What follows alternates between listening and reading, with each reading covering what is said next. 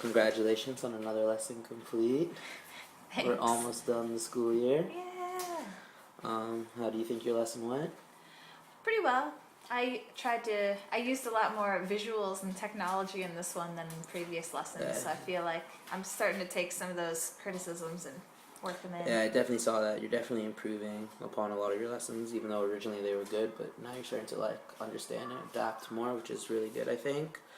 And even the first category was adapting to the lessons to the needs of the students.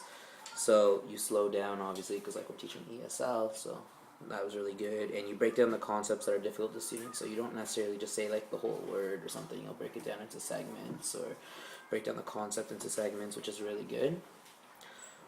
In terms of monitoring the students' learning, you already checked what they knew from previous subjects, which is always good because you want to relate it back to what students knew prior knowledge, so that they can focus on new learning, which is really good.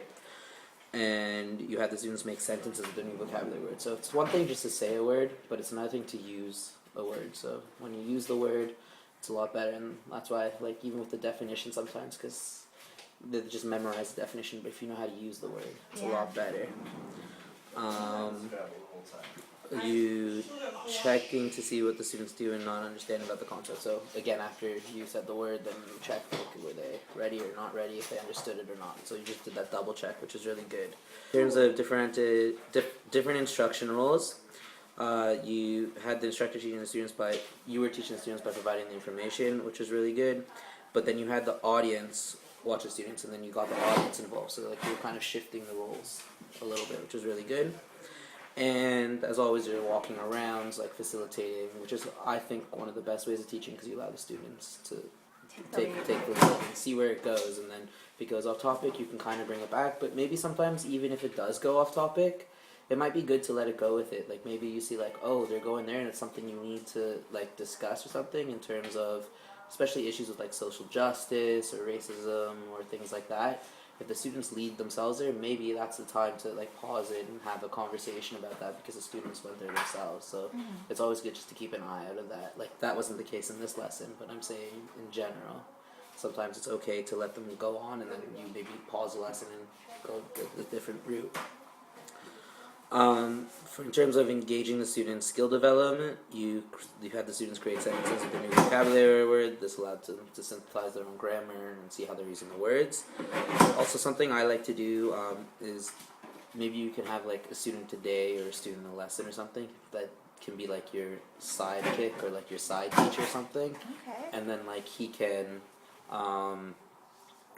observe the other students, so you can check if he knows what he's doing, because he'll maybe call out if somebody makes a little mistake or something, but it also makes them feel special or something, that they get to do something, and they see to they focus more on the lesson sometimes. In terms of asking the questions, so your questions relate to the concepts about the students' lives and beyond, which I think is always good to remember, relating it back to your students.